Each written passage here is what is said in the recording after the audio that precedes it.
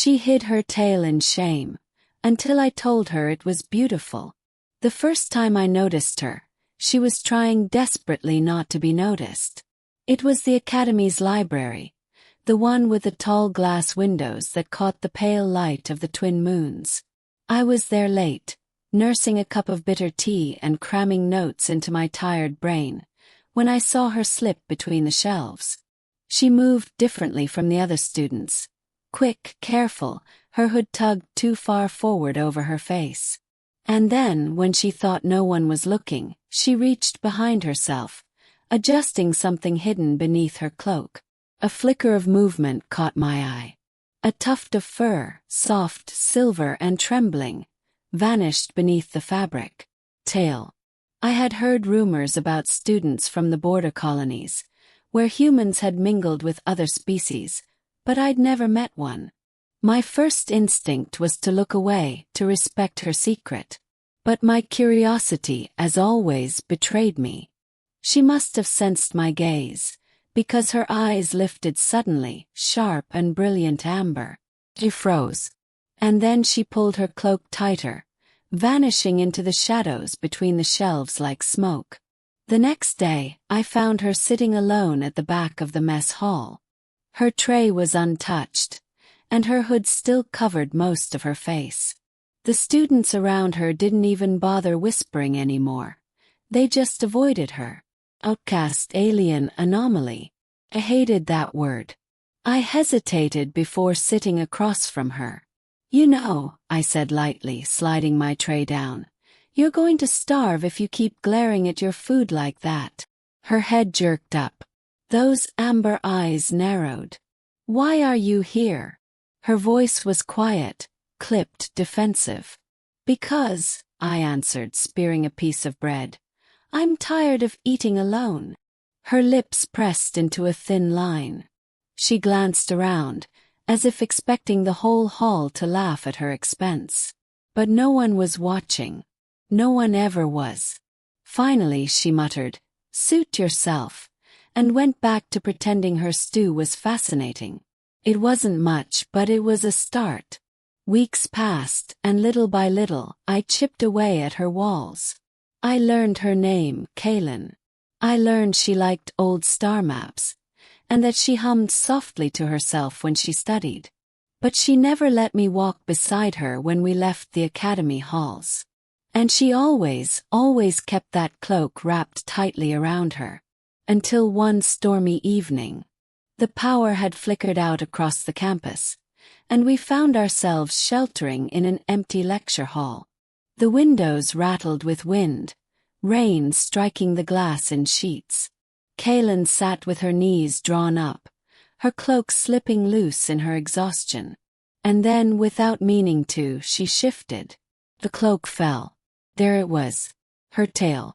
Long, silver, and covered in sleek fur, tipped with a darker shade like smoke. It twitched nervously, coiling around her leg as if it could hide itself from me. She realized too late what had happened. Her hands darted back, fumbling with the fabric, but I spoke before she could cover it again. "Wait." Her movements froze. Slowly, her gaze lifted, dread written across every line of her face. "You saw." He nodded. "Yeah." "Go on then," she whispered bitterly. "Laugh. Or stare. Or call me a freak like the others. That's what you humans do." Something in my chest twisted. I leaned forward, resting my arms on my knees. "Kaelen, it's beautiful." Her mouth fell open, as if I'd spoken in another language. "What?" "Your tail," I said, steady. "It's beautiful. I've never seen anything like it." Her amber eyes widened. She blinked once, twice, as though struggling to believe I meant it. Then she shook her head, her voice trembling. "Don't mock me. I've spent my whole life trying to hide it." "I'm not mocking you." I let a small smile creep onto my lips. "You shouldn't have to hide who you are."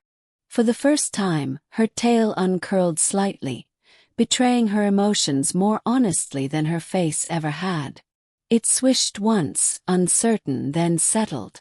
Kaelen looked at me for a long, long moment.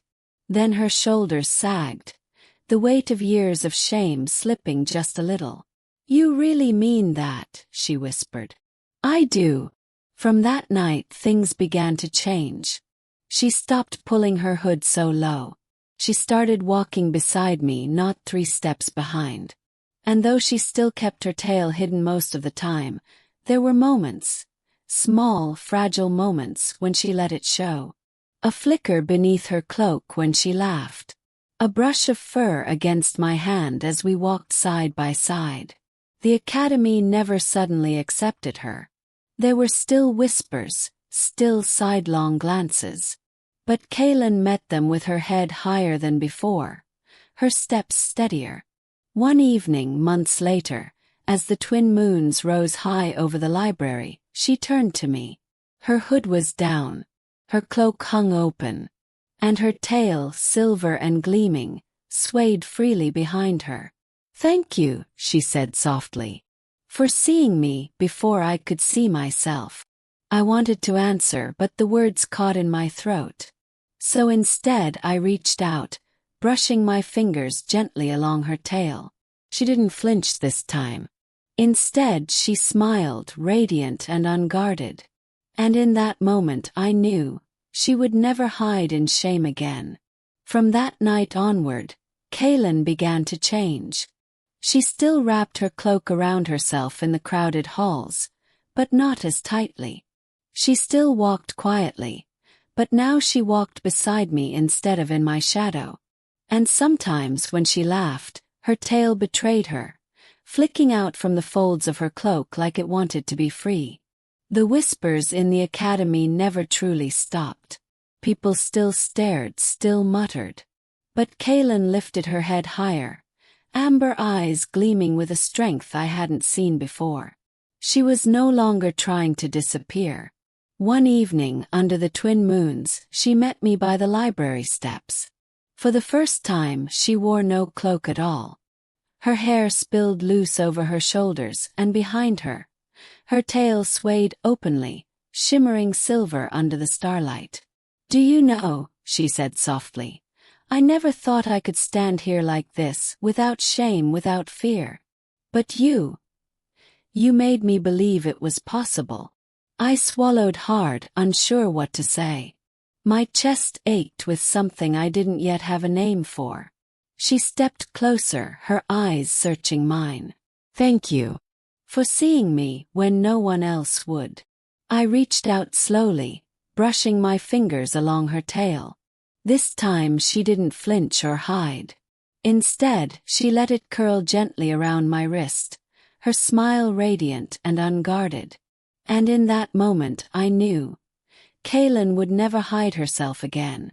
Not from the world and not from me. She wasn't just the girl with the hidden tail anymore. She was Kaelen, proud, fierce, and beautiful. And I was lucky enough to be the one who told her so.